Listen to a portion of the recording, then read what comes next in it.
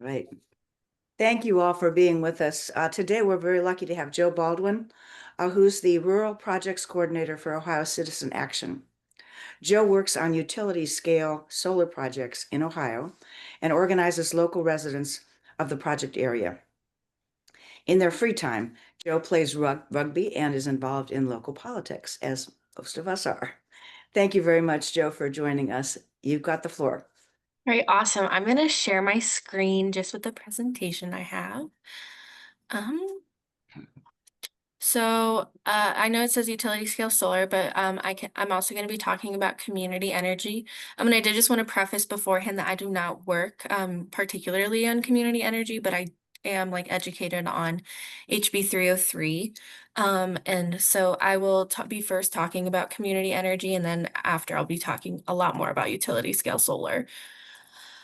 So first, I work for Ohio Citizen Action, and we work with landowners and residents to advance utility scale solar. And since 2023, we've had victories in with the Fraser Solar Project in Knox County, then the Eastern Cottontail Project with Fairfield County, and in Richland County. Oh, I tapped too early. And in Richland County, we collected 4,300. More than 4,300 petition signatures that's going to go on the May 2026 ballot, and I'll talk more about that in a little bit. Um, and so these successes prove that when local voices are organized and heard, real change can happen. And in Richland County, in August, they took democracy into their own hands, and they gathered 4,300 petition signatures to put renewable energy on their county ballot. And it was an incredible show of grassroots power and determination. And these moments remind me why I do this work. That's because democracy thrives when we empower people to speak up, to organize, and to take action for the future they want. And so getting into community energy, it matters because Ohio's energy demand is growing and we face a choice, and we can double down on the old ways of generating power. And this means dirty fossil fuels, costly new transmission lines, or we can embrace solutions that are cleaner, faster, and put people first. And so community energy is one of those solutions.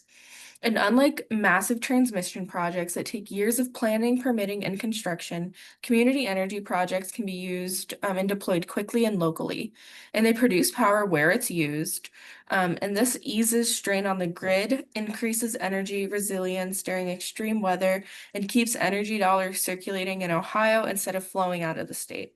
And it's not just about electricity, it's about you, and it's about giving the people power back. And so community energy opens the door for everyone to participate in the clean energy transition, even if they can't put panels on their roof. So I live in an apartment, and so there's no way that I can put utility or any solar on my roof. And so this allows me to, and also condo owners, small businesses, and anyone who can't maybe afford putting utility skill, or sorry, I keep saying that, solar on their rooftop. A chance to share a local renewable project, and this saves energy and saves money on their monthly bills. And it's about fairness and giving every Ohioan a stake in their energy future. And so HB 303 is so important. And House Bill 303 would establish Ohio's first ever community energy pilot program. This is something that advocates, lawmakers, and local leaders have been working towards for years. And it will create a 1,500 megawatt pilot program for shared renewable energy projects across Ohio. And this includes 1,000 megawatts of general capacity and 500 megawatts specifically for rooftops and brownfields. And it will make it easy to participate with no credit checks, no sign-on fees, and no early termination charges. And HB 303 will additionally guarantee a bill savings through a net crediting system that ensures subscribers will see their credits directly on their monthly bills. And we will also keep the energy local. The subscriber needs to live in the same or neighboring county as the facility, which will keep the projects rooted in the communities that they serve. This will encourage a diverse participation by limiting how much of a single project any one customer can buy, and this leaves plenty of room for residential subscribers. And there have also been community solar projects in states like New York, Illinois, or Minnesota, and these have been incredibly transformational.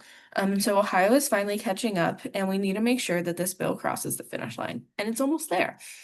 In the bigger future, The impact of community energy goes far beyond lowering bills. And imagining what this could mean for Ohio means revitalizing land, and encourages projects on brownfields, closed landfills, or other underutilized sites. And these are spaces that have been sitting idle for years. And turning them into clean energy hubs will transform an empty area into an asset, and these will bring life to forgotten corners of our towns and cities. We will see more local jobs, and every project built puts electricians, engineers, and construction workers to work. These are good paying jobs that stay in the community. With new jobs, we will also see local tax revenue go up. And when these projects come online, they contribute to local tax bases, which means more funding for schools, emergency services, and infrastructure without raising taxes. And most importantly, it's about hope and empowerment. Community energy programs give a tangible way to be part of the solution. I sometimes feel powerless when I think about climate change or rising bills, but this gives me a way to help impact and change my future. This gives people the chance to take action.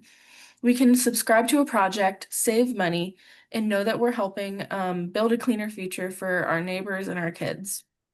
And this is how we turn the clean energy transition from an abstract idea into something everyone can touch, see, and benefit from. And so that is something that we're hopefully going to see cross the finish line pretty soon. We've had some sub-bills introduced and it's going back from House to Senate. And if I'm being fully transparent, I don't necessarily work on this. So this is about the extent of the information that I can give on it. But this is something that's really exciting. And so then I just sorry, want to, I just oh wanted yeah. to say that there's the information about House Bill 303 was in this last TAG report that you had, the email, and I'll put it in again this week so you know who to call, and there's some articles on it to check it out so you can find out more information before you make your calls. Yes, so thank you so much about that. And I am so sorry if I can't provide any more information on HB 303, but now the part that I am most educated on is utility scale solar. And this refers to large solar fields that um, feed power directly onto the electric grid, and they can generate 50 megawatts of electricity per year. If you're anything like me, you probably don't know what that means. And so to put it more practically, the smallest utility scale solar projects create enough energy to power 15,000 homes, and this offsets the need for electricity to come from other sources like coal. And this can be achieved by a solar project with between 250 and 400 acres of panels. And unlike rooftop panels, utility scale solar sends an electricity to utilities or electric cooperatives, which then distribute it to the consumers. So then, sorry, I'm my next slide. Um, so it works by having the sunlight hit the solar panels, and then the panels can convert the sunlight into electricity. If I'm being honest, I majored in political science, so I do not understand the nuances as much to it. So the panels will convert the sunlight to electricity, which is a direct current, and they have inverters with them that convert the direct current into an alternate current, which is what is used in the grid. And so it goes from the inverter to the grid, and then that gets sent to your home. And again, this is probably about the extent I can give to it because I did not major in anything dealing with energy.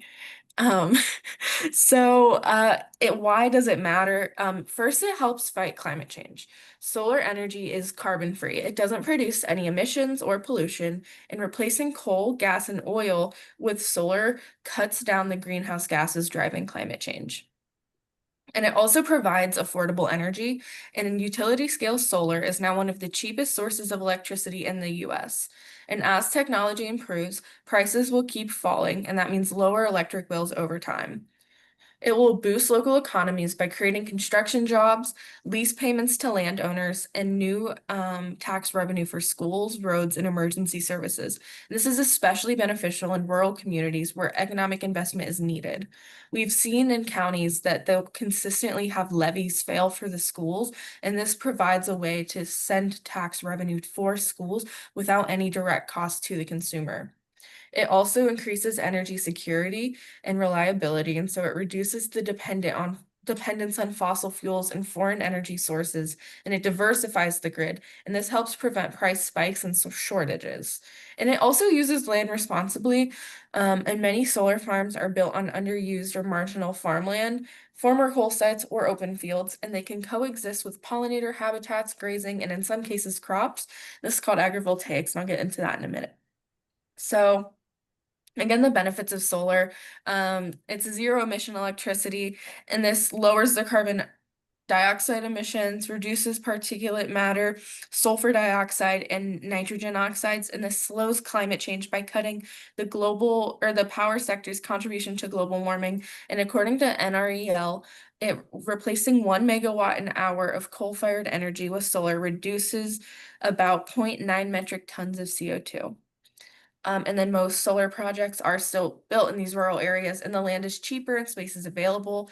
And what typically developers will do is they'll go into the community and sign land use agreements for the farmers. And we've seen a lot of, I've personally seen a lot of farmers and met a lot of farmers who have, like with climate change and just with like energy diversification and with like their crops are failing sometimes.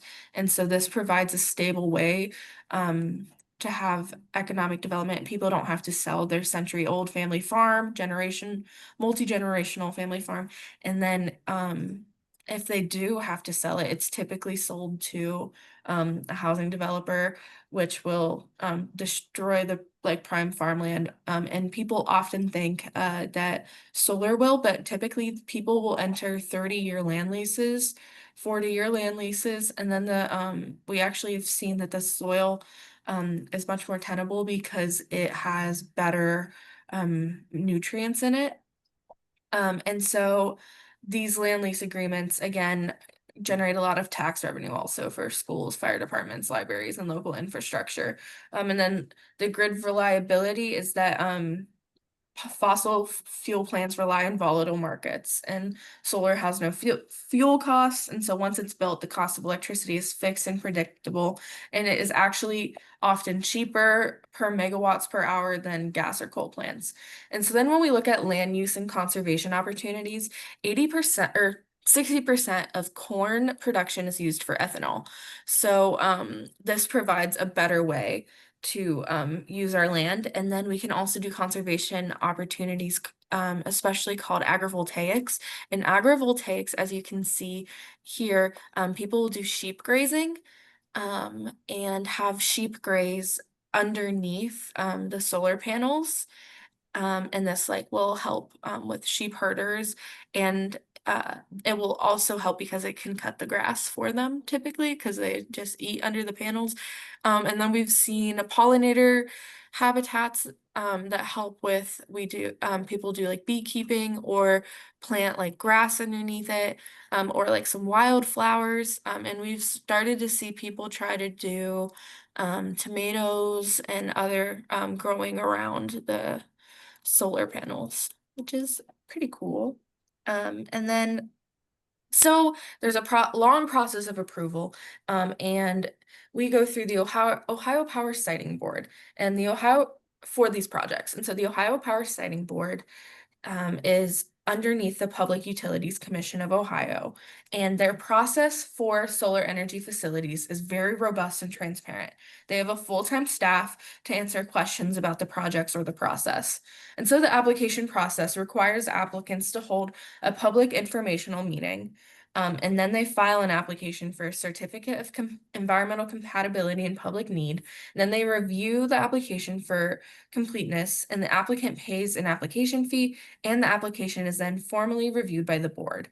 And with opportunities for public input, investigation, and public hearings are before a final decision is made. And so first they go through the pre-application process, and they have a public informational meeting, and the applicant must hold this meeting to inform the public about the project, gather input, and provide notice of the impending application. And then they have to file an initial application fee, and it's a $10,000 application fee. And then after that, they do a file application. After the informational meeting, the applicant files for a detailed application, sorry if I'm saying application so much, for a certificate of environmental compatibility and public need, and they must describe the anticipated impacts of the facility on the surrounding area and include specific information, studies, and equipment specifications, and an interactive map of the project. And then within 60 days, the OPSB, or Ohio Power Siting Board, reviews the application for compliance with statutory requirements.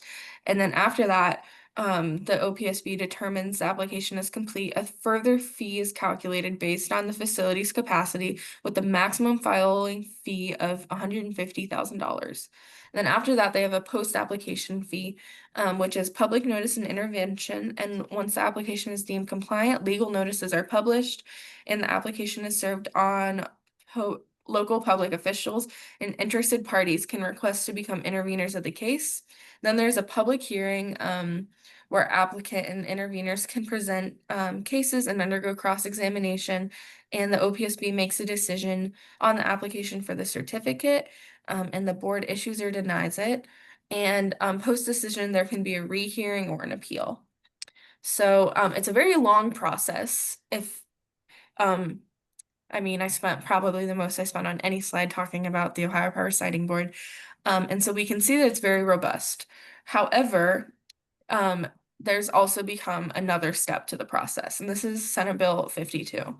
And this was passed in 2021 in Ohio, and it targets utility scale wind and solar projects, basically renewable energy, and it gives county commissioners the power to restrict or prohibit renewable energy projects in their counties and designate restricted areas where wind or solar farms are banned, and they can veto projects even after approval by the state's siting board.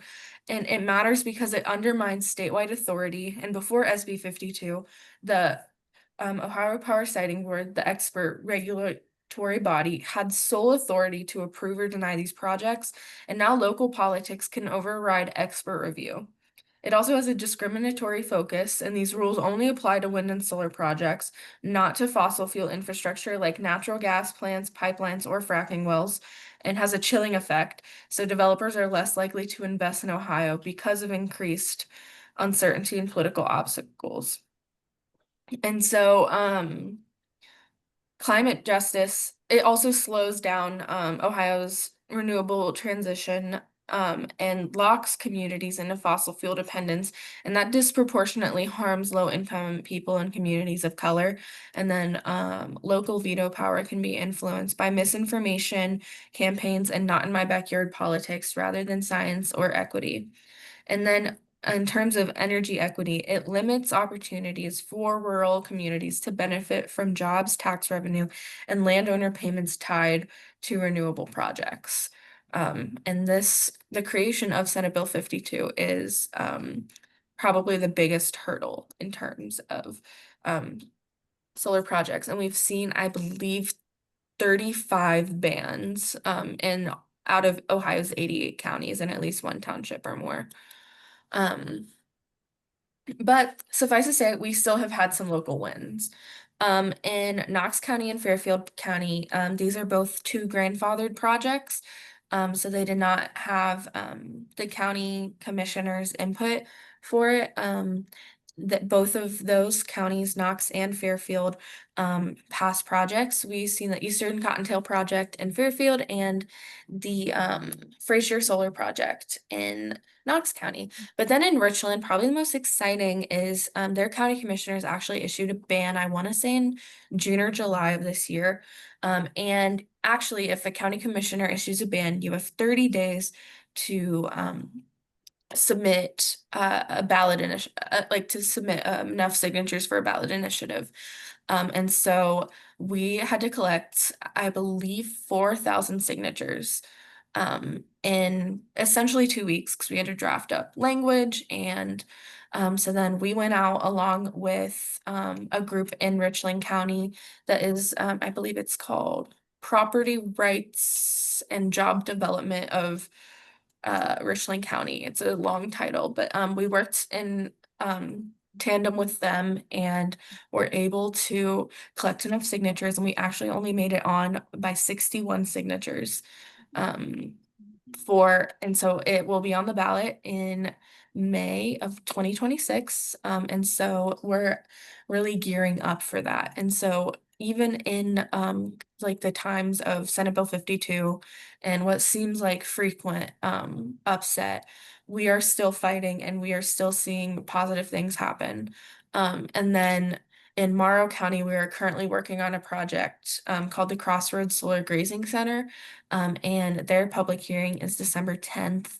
And so right now we're really trying to get people to show up and come to the meeting and talk about why solar is important. And so that's been my big focus right now. And so you might be wondering, where do we go from here? And if you're interested, I have a little QR code here to join our email list, but I can also send information later. And so our email list has a solar newsletter, and that allows us to have people join, and this includes all of our updates from different counties across the state. And we'll also include volunteer opportunities and educational ones. We hold monthly webinars, and so in the past we've had just an intro of what utility scale solar is, union engagement within utility scale solar, and agrivoltaic. So we had presentations on all of those, and they will be uploaded to our YouTube soon. We are doing it after the Morrow County event because the opposition, for some reason, is not big fans of us. And so opposition is really large in these counties as well. And so that is a big part that we fight. And so the best way to go from here is to keep yourself educated, keep volunteering, and speak up about things that might be happening within your own county. And then if you have any questions, that'd be a great time. But if you also can't think of anyone to ask later, I have my contact information here. But I am cool with any questions people may have. Okay, let's open it up. Just raise your hand if you've got a question. I can also stop sharing my screen. Oh, great. Mike has a question. Okay, go ahead. Hey, Joe, thanks. That was really good. We're really big. I think everybody here is a big solar fan. My question is, are there lobbyists for solar at the State House? I believe that, well, we're actually starting a PAC. Ohio Citizen Action is, and there are groups. We work within a coalition, and there are groups within the coalition that target different aspects. And so I know that the Ohio Environmental Council has a PAC that they use. I don't think they just target solar, but they also target like other environmental causes. And their lawyers have helped us out in terms of like public hearings. Okay, that because our state representatives seem to be they're so opposed to anything that's progressive. And it seems that behind the scenes, there's a huge oil and gas lobbying group that lets them know, if you keep doing it the way we want it, we'll keep you in office. And Yeah. if we can, it just seems like if there could be a counter group there that would be working on them. And the thing is it's just there's a lot more money right now with oil and gas, Yeah. especially in the state because of like pre-existing laws.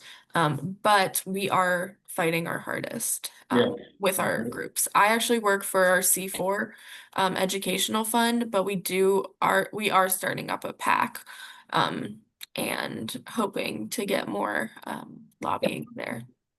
Thank you. I compare this, and it's not just me, but to the tobacco industry. The whole what's healthy, what's not healthy.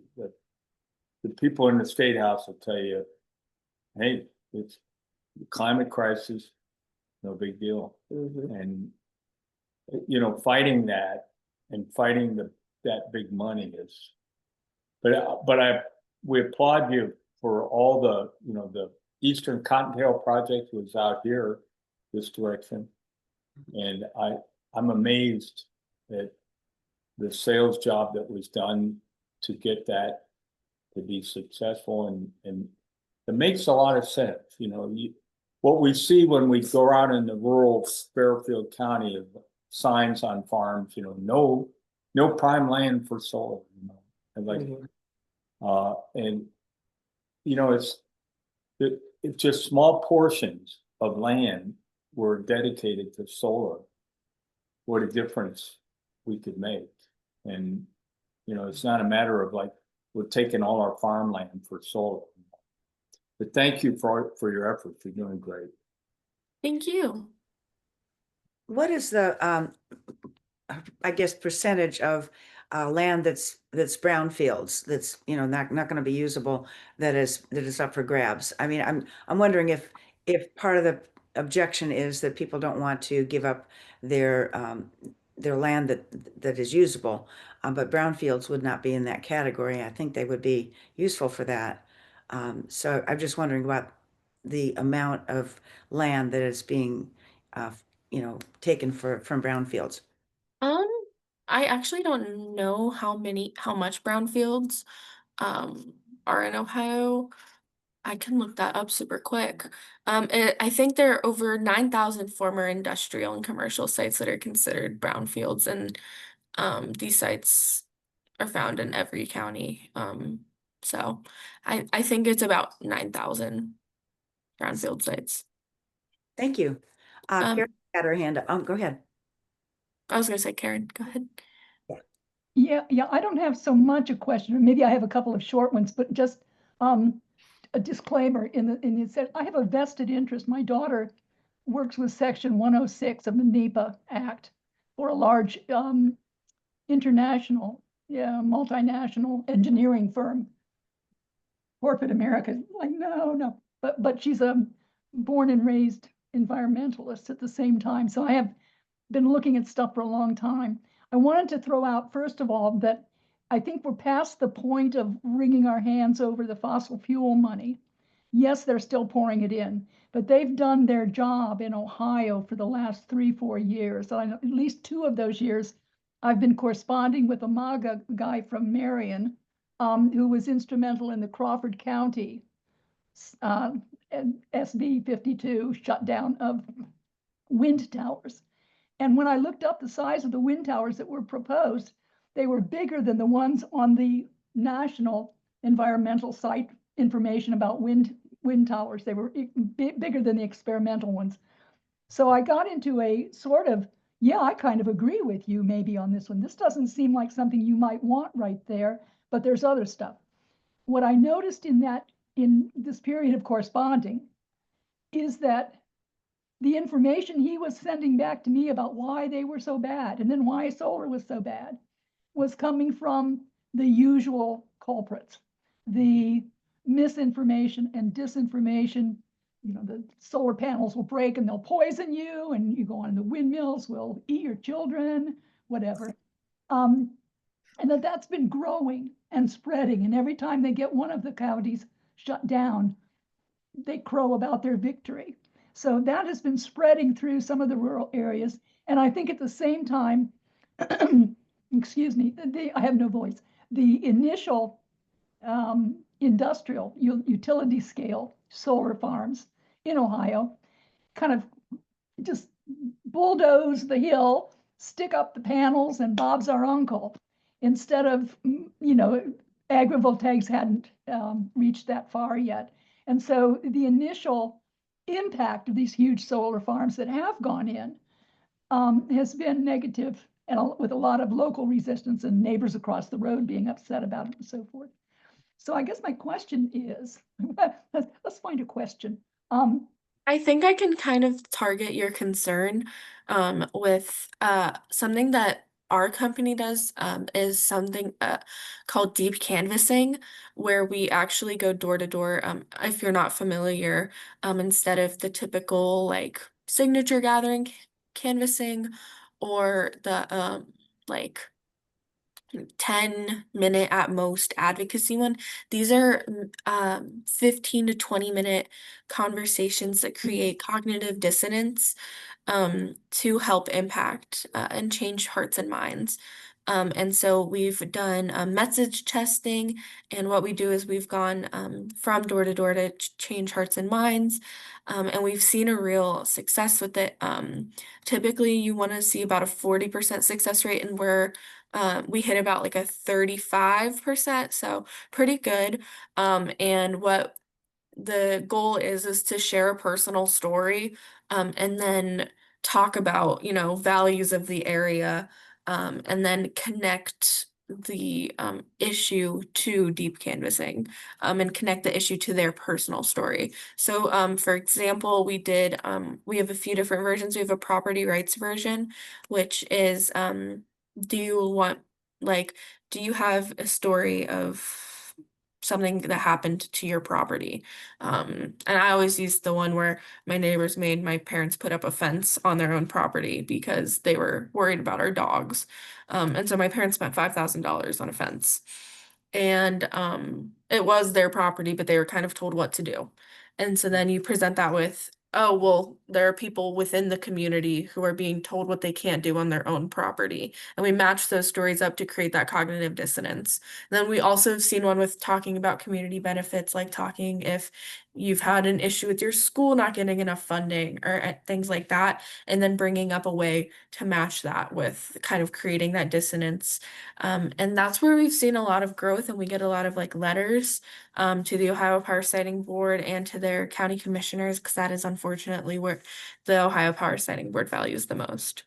So I don't know if I answered that concern, but that's what we're trying to do to kind of mitigate it. I think you answered that concern. Because to me, that's what it's about. It's actually talking to people before all of the noise goes through the internet and through the Yeah, petition. and we're also seeing that people don't respond as well to facts as they do to emotions. And so unfortunately, we can't just present them with the facts and say, look, this is the best option. And then they'll be like, well, I don't want that in my backyard. Let me throw one quick question in and then give it over, because Debbie's got her hand up too. Okay, brownfields, there's where they tore down the Westinghouse plant in Mansfield, but it's also all the roofs in Columbus are essentially brownfield sites. And then I look at the new data center being built on the outskirts, and it's got, a mile of building, and I don't see one damn solar panel on the top of it. And so I'm wondering if anybody is asking Google and Amazon and Meta and everybody who want our electricity, if they're putting up solar panels like, over top of their parking lots and on the roofs of their data centers and so forth. Question. Okay, and then I'm done. Yeah, so we are actually seeing like that is a big part of why people's bills are going up. Electric bills is because of data centers, and because frankly, I hate data centers with all my heart, mind, and soul. And so because of that, they also don't see the same restrictions that solar does, and a lot of the time it's an additional cost, so they don't do it.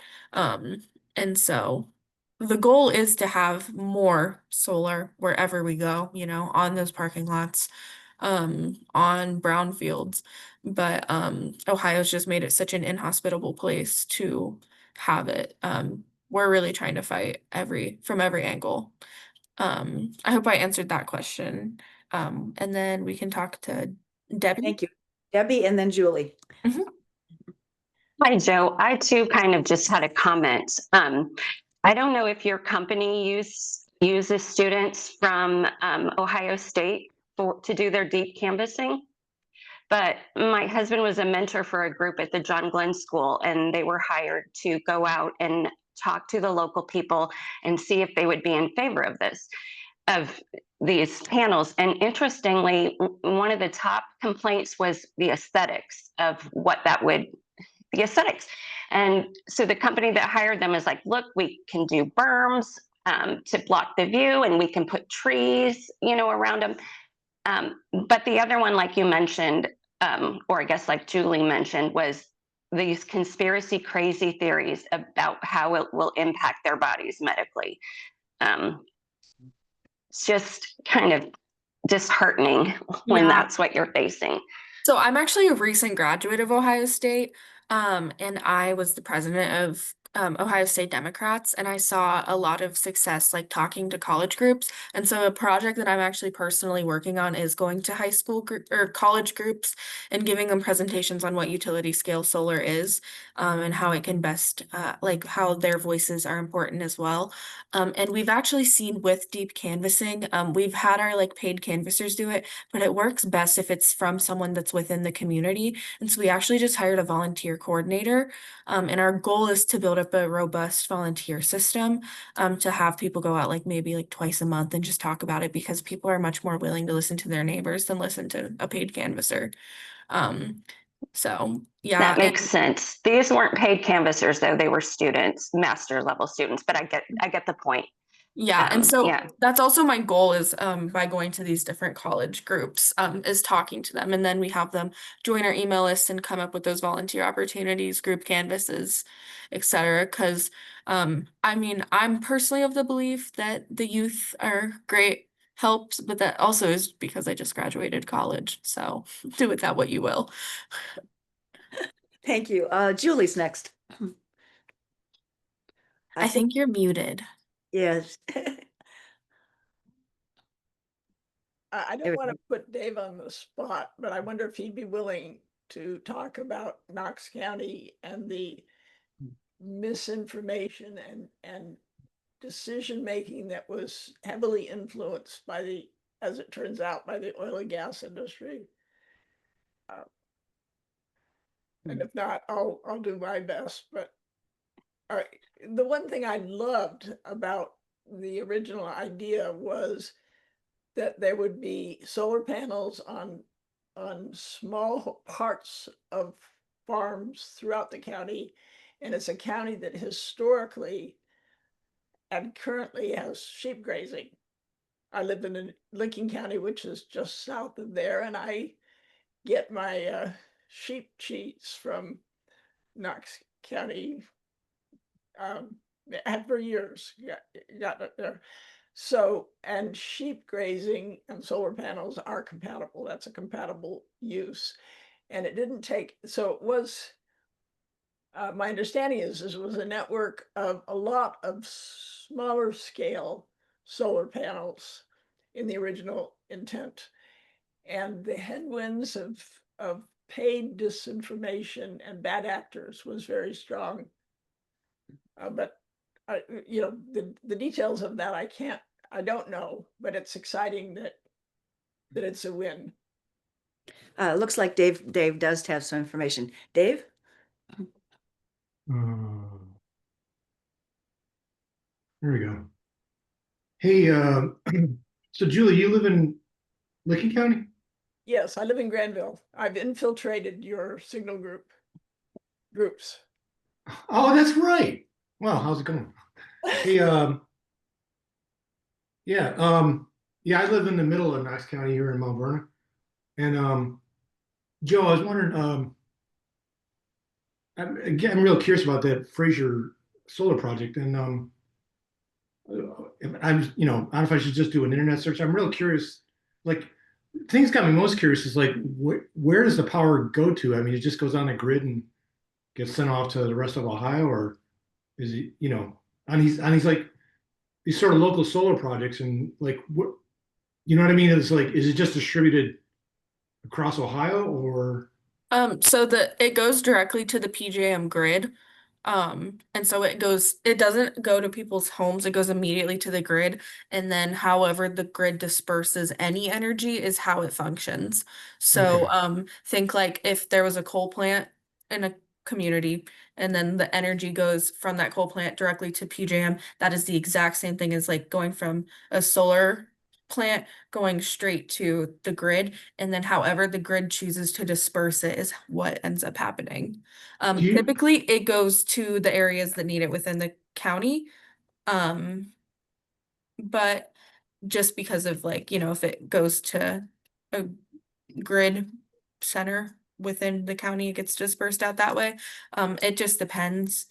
But it is kind of treated the same as how the energy functions for like other. So it's not like, so on these, so basically Fraser Valley they own the property?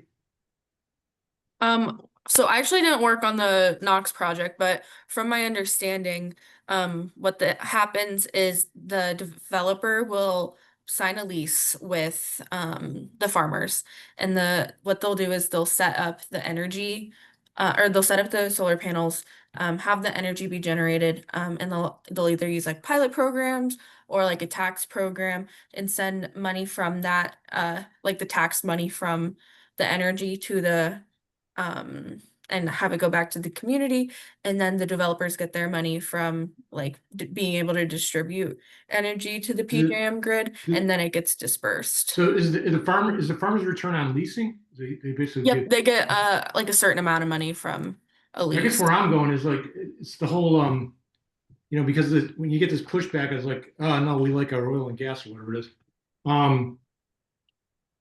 Where I'm going is like, if there's a way that the farmers can get a direct benefit, essentially they can power their farms, at least, well, when the sun's out, unless they got battery banks, I guess.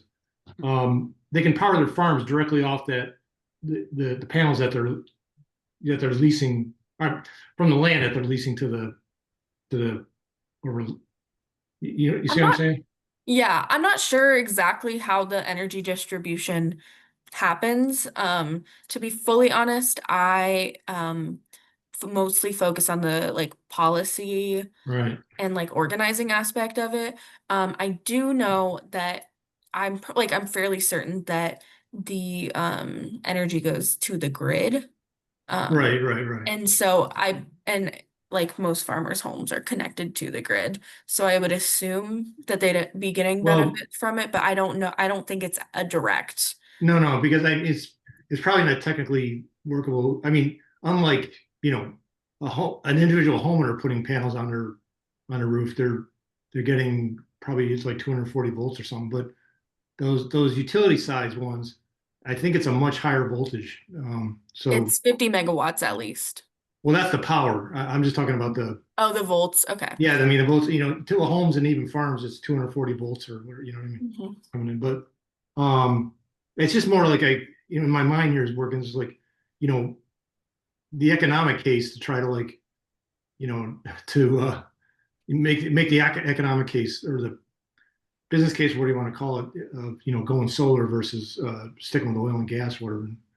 And I think the big benefit to the farmer is a guaranteed income year after year, no matter what's happening with the from the crop. leasing, right? Yeah, so that allows them to keep the farm, especially if there's not a younger generation that wants to work and also work 2 side jobs to have money coming in, cash money coming in. Sure. So that's one part of it. The other part is that I suspect that Knox County can generate more electricity than Knox County can use at this point in its development. But if some of the grid goes to AEP, for instance, end user customers can choose clean energy as the clean energy sources. Like I can decide that I only want electricity that's generated by wind or solar or clean geothermal that prioritizes that in my household. Therefore, that in theory creates an incentive for the grid, the powers behind the grid, to be more willing to take clean energy. Does that make sense? Yeah. I guess sort of like back to Joe, though, I keep thinking in my head here, it's like, it's got to be a winning case. It's hard to see how they, wouldn't approve the projects when they make the economic, a winning case going for renewables, basically, talk more generally, you know what I mean? Right. Yeah, you'd think it'd be straightforward and people would just love the idea, but Because I mean, my understanding is they probably, because I'm an engineer and I geek out on these kind of things, but is the the generation costs from wind and solar have like just the past 10 years. I think I heard some statistics. I realize it's another state, but I believe it's like Texas might be generating more power from renewables Yes, than they are from it's oil and Texas, gas. red Texas. Isn't that unbelievable? Yeah. Yeah, but it's absolutely true. And people say that, well, wind and solar are not reliable. It's dark at night, blah blah blah. But the problem is that individual facts, not in context, are very persuasive to people that are susceptible to misinformation. Yeah. And my understanding is that the Fraser Project was a gold star example of misinformation. And I think that the person who was tasked with holding community meetings was behind the scenes being paid by the oil and gas. Actually, How there is dare you. one thing that needs to be pointed out. You might be aware of this, Julie. I don't know. You're this close. Is since I don't know, the 1960s, we've got a local machinery manufacturer called Aerial Compressor, and they make the compressors that actually sit out there on the gas fields, close to the what do they call them, the drilling pads, what are there, and so and now I was going to say she just died not too long ago, but my understanding the owner was like kind of far right and didn't want to know anything about renewables. I remember even talking to her. I said like, well, what do you think about cars powered by natural gas? And she's like, but yeah. So there's business forces even here in the county that try to lobby against those things. So I don't know why it prevailed, but I'm excited that it did. Oh, yeah, I know. Me too. It's like actually, but back to, I guess I got to do an internet search, huh? Yeah. I'd like to take a drive by it or something, just check it out. Well, I think again, I may be wrong, but I think it still is a dispersed model, so that there's not one. Maybe I'm wrong, but I know that the original intent was to have smaller solar fields scattered throughout the county, Okay. so that it'd be part of any particular family owner's farm, but not the Okay. whole thing. Okay. There are other big, I can see that people are working on their keyboards, so the answer will come soon. But All right. anyway, it's Thanks. Dave, you need to do some research and report to us next time or sometime. Sounds good. Karen's got her hand up. And she's looking for the audio button. I just ran into today, I think it's Utah. It's working with rules with changing laws to allow for balcony solar, which I'm quite interested in, where the solar panels can be suspended from balcony rails and plugged into the house. But Dave might understand this better than I did. Apparently, and it would be the same problem with having your farm plugged into your solar panels, like net metering, essentially, that the amperage is different with like older wiring systems. And when you get too much coming in, you have to kind of bypass the electrical switchboard of your house, your fuse panel of your house. You have to bypass that so that it doesn't overload the old wiring and cause the wires to overheat. But the idea itself apparently has been in Germany now. They've been doing it for several years, like since the Ukrainian thing jumped up especially, and they had to deal with their energy sourcing.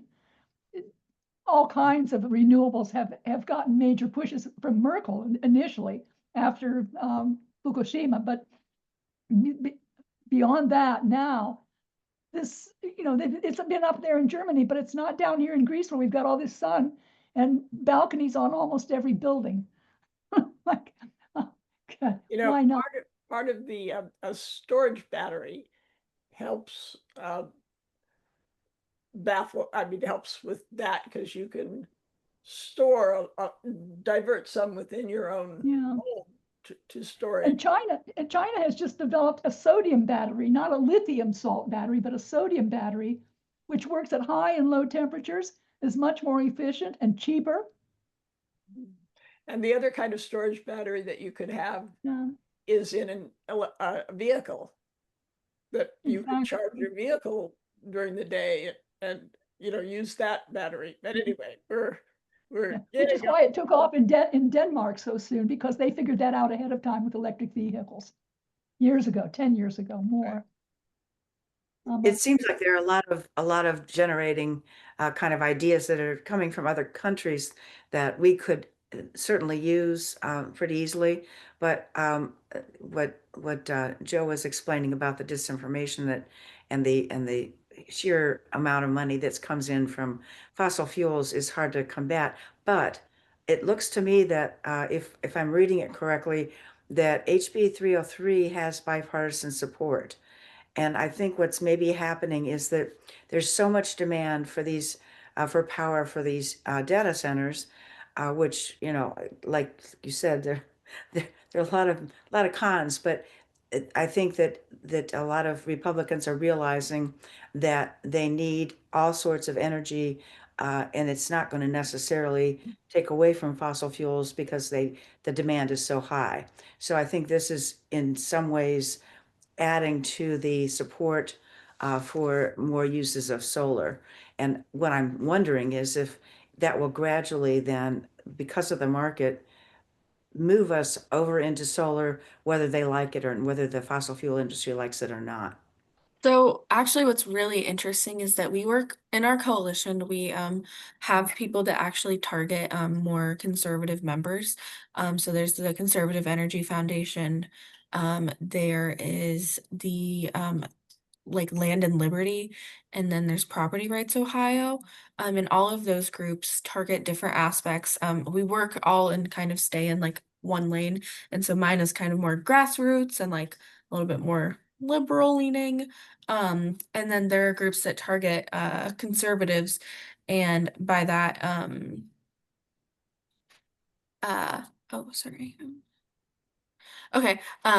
Their their groups target, you know, maybe a little bit more property rights, or you can't like tell me what to do on my land. And that kind of rings better for conservatives. Then there are also ones that are being like, if they take away your energy, what are they going to take away next? If they take away your property rights, what are they going to take away next?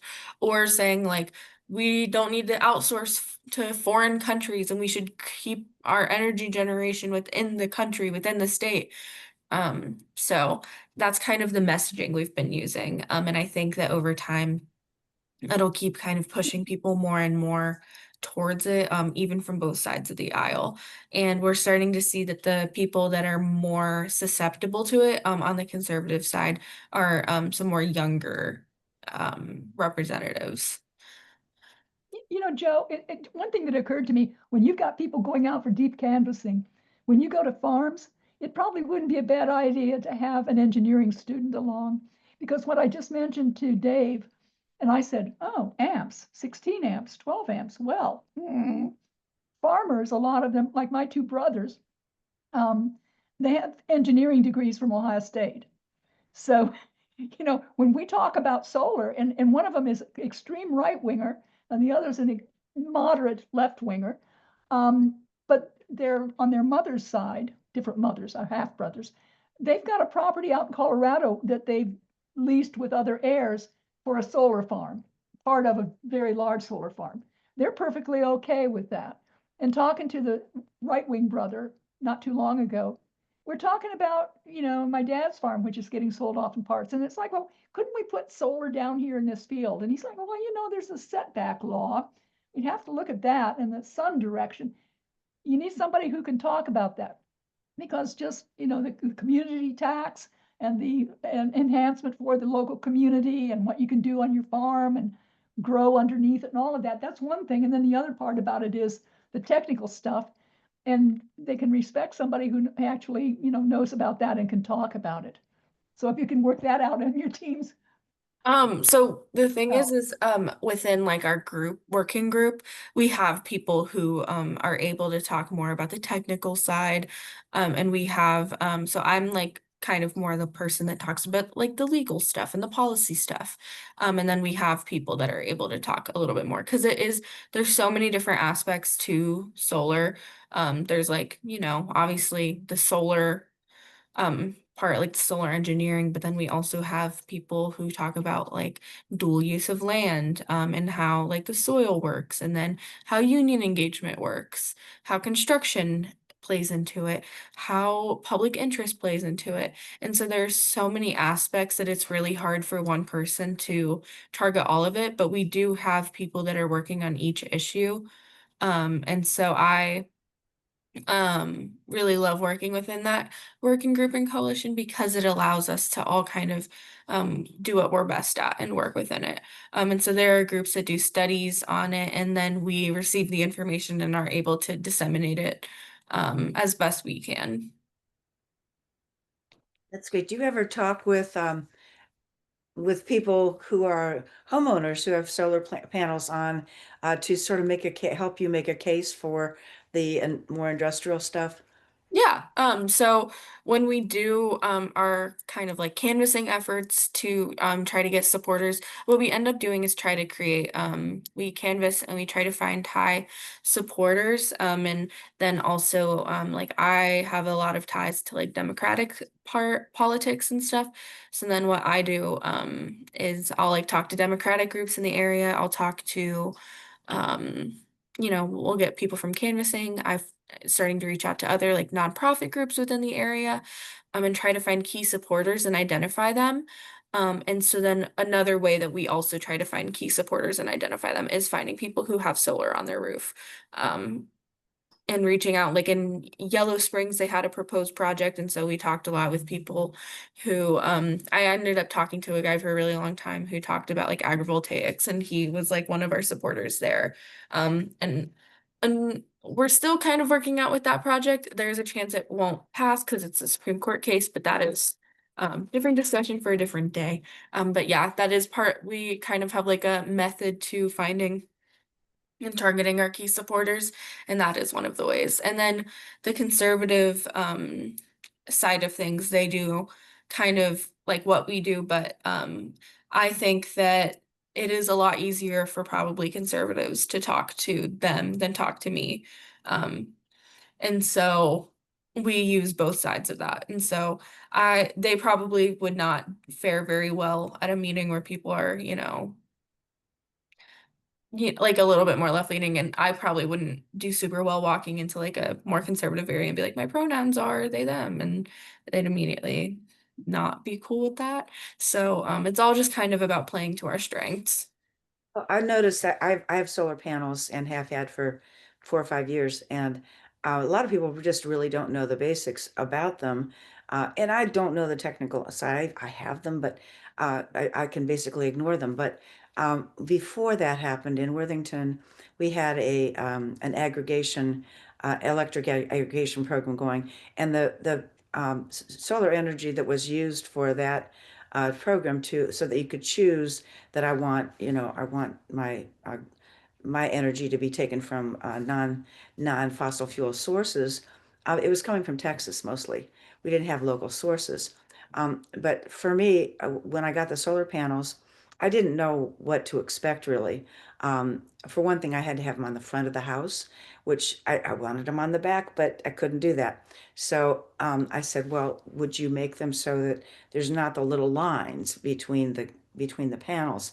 And sure, we can do that. So it's just all basically black. They're not very noticeable, but every once in a while, I'll have somebody walk by on the street and ask me questions about my energy costs. And honestly, I spend about $100 or so a year in electricity costs. So I have a lot of months that it's zero, um, especially in the summer. So it's really very helpful. And while it was expensive at the beginning, I did get the break, and then I got, over time, it pays for itself. So even though maybe people would have a hard time relating to what happens on the corporate level or utility scale. If they could hear from homeowners who haven't had any trouble, nobody, nothing's happened to them. They haven't broken down. I mean, they have to have a good roof to begin with, but they have like a squirrel guard so that critters don't get underneath them. I just haven't had any trouble with them. And I think maybe people need to hear some of those stories to be reassured that if they put solar panels on, the benefits are going to far outweigh any possible inconveniences, except for the initial outlay. And if that can come down, then it seems to me I could see no reason why people wouldn't want them right away. So Yeah, I think that's a great point and definitely something that we've kind of incorporated a little bit, but maybe could incorporate a little bit more going forward. cool. Anybody else have a question or a comment? I'm trying to look for hands here. Sometimes they're hard to see. Okay. Comment. Sure. Yeah. Real quick one. It seems to me, how they go around and they have those drives that you can take at Christmas time to see the houses with the really super lights on them? Maybe what you need to do is to have a holiday or would have been great this week with COP30 going on, but a drive around of houses to look at them that have solar panels, and maybe a talk with the homeowners, like on a particular day where you're ready to give that information and people could come and look at it. There's actually a day in September called Sunday. Yeah. That's like a Okay. national celebration, and there's like different types, and there's a Porch Fest and like Yellow Springs, and so there are different things that are like happening and going on. That's the thing. I always have these great ideas and it's already being done. It just kills me. And this is that was a product of Third Act, and it's Bill McKibben was I think the who started it, and Third Act is the idea that a lot of us are retired and are looking for something to do in those years, and that was created specifically for that, and the thrust is environmental. So there were a whole lot of things going on with Sunday, and I think we heard from Kathy Cowan Becker about some of them, but there's ongoing stuff from Third Back that I keep trying to put into our list so that you can keep track. I think last week we had one of the items that we were looking at is the power sighting board was looking at properties for fracking, and Kathy is of Save Ohio Parks as trying to get enough generating enough people talking about why it's not a good idea to frack in these locations. So I'm putting them up pretty far up high in the list. So it's not that hard to do to contact the power sighting board.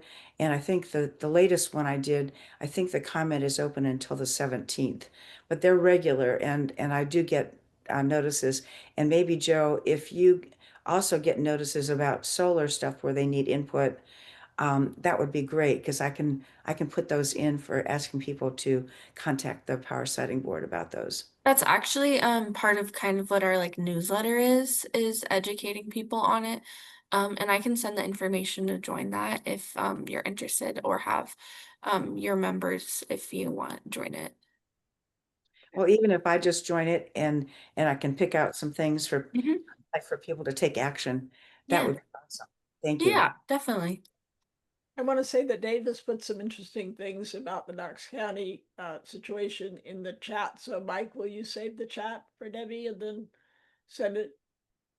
Mike always is really good about that. Thank you. Yeah. And what I will do is when this next list goes out, and Joe, if you've got anything besides the presentation that you want to include in the way of you know more information and whatnot, I can include that. It'll come out on Friday night, so it's not going to be very long, and hopefully we'll have the recording by then, and I can send it out.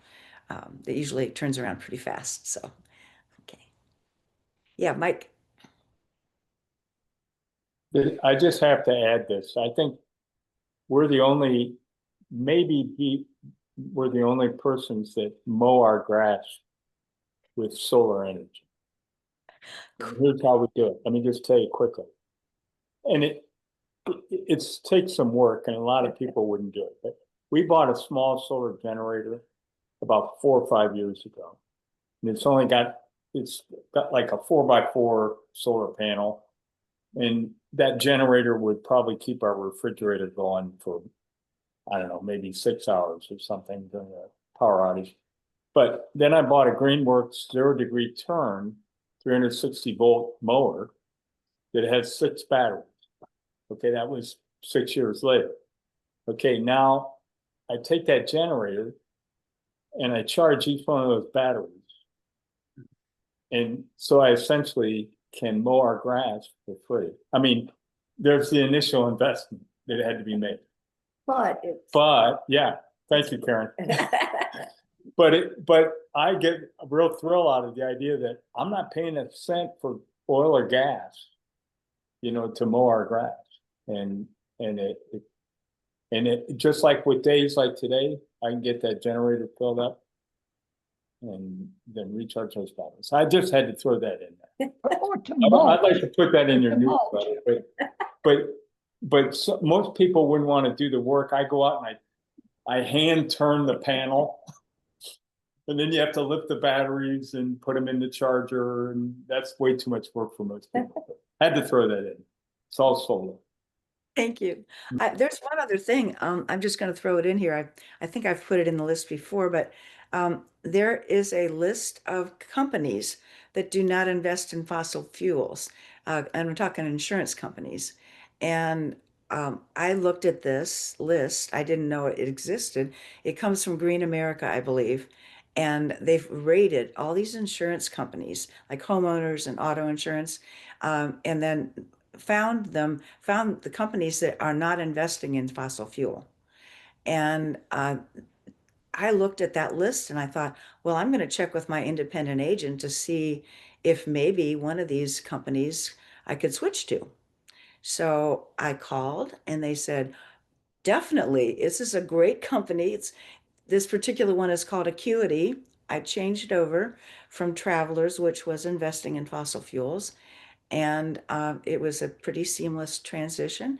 And because I've got an independent agent, she could be objective. And she said, yeah, it's a great company and they pay well. And the cost was pretty much comparable. So that wasn't going to change very much, but it made me feel better. And there are so many things like that we can do, with seeming little things, but if we I'll do a lot of them, it mounts up. So just throw that out there. Anybody else have something? Oh, Karen Adams. This is totally off subject, but if anyone here wants to sign petitions to help Ohio State students, they're desperately trying to fight against the SB1 impacts. Debbie's going to be sending out links in her newsletter, so be looking for those. There's 3 different petitions. 2 of them are Ohio State students. One is about 8 different issues that they are upset about, and when you read them, you'll be upset too. The second petition is asking OSU not to cave in on the Trump Compact. The third petition is professors. It's AAUP is the group.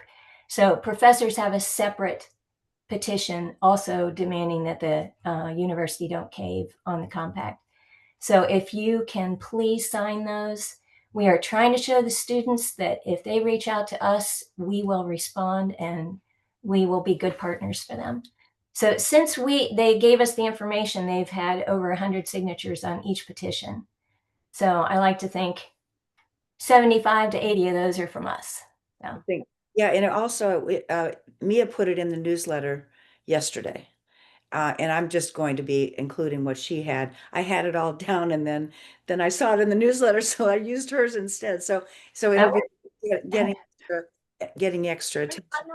I signed the first 2, but I didn't see the AUP one, and I don't know whether I got it off of Mia's post or the newsletter, the first two. So you might Okay. double All check. three of them are there. All three of them are there. I looked. Oh, Just okay, good. all Because three. the first two I saw, you have the option of saying whether you're an alum or a student. Or- And I'm Right, a community member. I did not go to Ohio State, right. but I am, or I was a member of AUP before I retired, so I can use that as Oh, cool. part of Ohio State, but I taught at Denison. Joe, So Joe might be aware of this. Joe, did you know anything about this?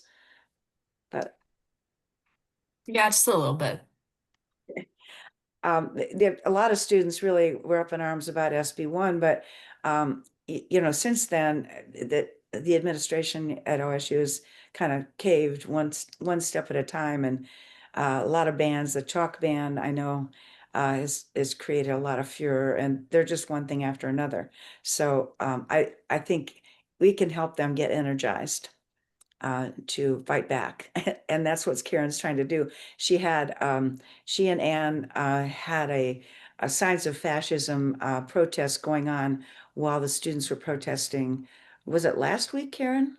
Was that last week?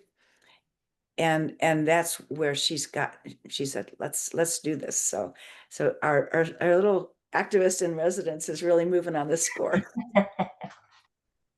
well, one of the things is banning of any amplification at a protest, right? So no megaphone. I mean, can you imagine? Now, Karen and Ann have basically it's a silent protest, and that's part of its powerful Right. event. But you still want somebody like Mia out there with a megaphone rallying the troops. Yeah, they discussed if we had too many students show up to the rally, we would have to split into separate groups and like echo what's being said. So it's really bad. They are even restricted. The RAs are restricted in how they can decorate their dorm rooms. And it's bad. So, Julie, I could send you the link in an email. That'd be great, Karen, because I'm much more, it'll remind me to do it, and I do. Okay. Okay, thank you. Any professors or former professor friends of yours from whatever institution, because there's an AUP chapter at almost every one, and even if they're not members, they can send from their I still have my professional email address, which I would use on this petition, and I'd use my formal name. Nobody knows that. Right. Good idea. They don't know that you're a flaming activist. No. It's that Julie and Juliana often are considered two different people. The service that helps me with AIDS has Juliana with the same phone number as my emergency contact for Julie Gilroy. I had pointed out to them as probably not very useful if I'm, had a fall and I'm lying on the floor and they need to call the squad. Good point. Good point. Oh my goodness, we've gone a little far afield, but it's important information. Joe, is there something else that you want to let us know to wrap up? We often can go as long as 1:30, but people might be getting ready to switch over to another topic if we're done with this part. Yeah, I actually have a meeting coming up. So, but if any of you are free December 10th, we are going to be having a public hearing in Morrow County. And Morrow County has a project, and we're looking either for people to speak or just show up in support of those who can. I can drop the Mobilize link that we have if you're interested in signing up. And so we're also doing testimony prep, but that'll be later on for people to show up. And the goal is really to just get as many people out as we can to really like talk and try to get this project passed because it would be great for their county. And it's like the main county that I'm focused on right now. So I sent the link in the chat. And if you have any questions at all or want to be involved in our Richland campaign later, or if you are just interested in anything in general talking to me, I can drop my info down here. And just outside of this work, I also work in like local politics with Franklin County. And so if you have any questions or concerns there, don't hesitate to reach out. I'm always happy to talk about anything. Especially I'm the comms director for a few different groups. So if you ever need any help strategizing or just talking comms in general, photography, graphic design, always feel free to ask. I do as much stuff as I can for volunteer groups, especially. So thank you all for having me. Oh, yes, Julie. Don't run away, because this group used to be Indivisible Ohio 12. And in the last decade before redistricting in 2021, and Morrow County was, all of it was part of Ohio 12. And while Richland County was split into 3 counties, Mansfield was entirely within Ohio 12. So members, longtime members of what is now Indivisible Central Ohio have contacts. Right. That you wouldn't expect. You know what I'm saying? Because neither of those are part of the last 5 years of Ohio, Indivisible Central Ohio or Ohio 12. I'm not sure since the new map has come out. But anyway, that there are people who have contacts, including, do you know Wylands in Clintonville? The grocery store, that's owned by a family in Morrow County. And they have allowed us to collect signatures outside their store, or when it's snowing, you can come inside, you know, as long as. So Karen back in Athens, Greece, knows all about these little connections that are cross county borders, right? Yeah, anyway, I'm gonna need to go, but I really appreciated your talk, and I think getting on Debbie's list, and when Debbie says that, and if she highlights something, people will see it. If it's on page 72 of her voluminous emails, I'm not sure that they'll get to it, but you come to the right place to get I had to put, just switch the highlighted items up, but there's so many things. We have too many balls in the air, but trying to take turns a little bit, and I have Jo, some attachments that are included, like links to attachments on specific subjects, but we don't happen to have one on environmental stuff. So sometimes if it's an environmental issue that I want people to pay attention to, I will put it up toward the top of things. These are things to call about. The attachments have to do with public education, immigrant protection. There are a lot of them, but we might even want to consider doing one specific to environmental stuff. There's just tons of information for everybody to look at, and it's overwhelming. Yeah, I could send you a few of our links. Perfect.